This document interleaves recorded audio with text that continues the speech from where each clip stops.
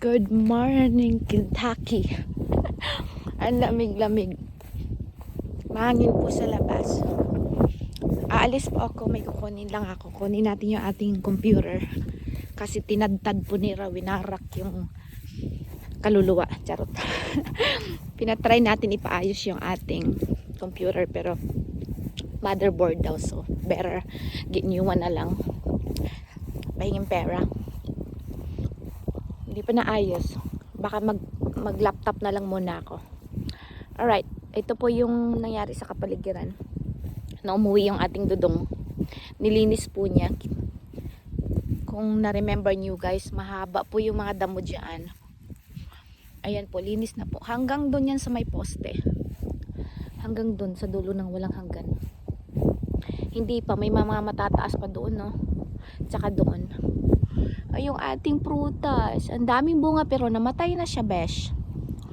Marami pang bunga yan. Pero wala na eh. Natsugi na. Ayan no, maraming bunga yan. Kaya lang natsugi na. Oh, yung ating pear. Ay, bahala ka dyan. Ayan. Yung ating garden malinis na po. Ayan, magtutour pa talaga ako. Malilate na ako sa aking date. May ka-date ako. Ayan yung ating garden po. Malinis na po yung garden natin. Sinunog niya po yan. Sinunog.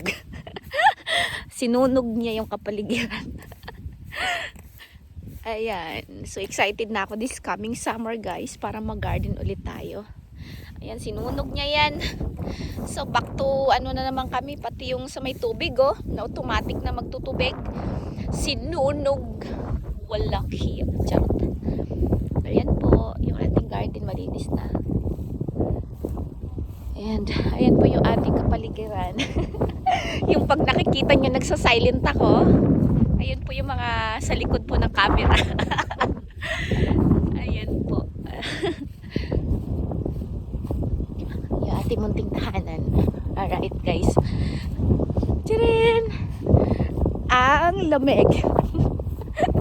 Grabe yung hangin guys. Super lamig.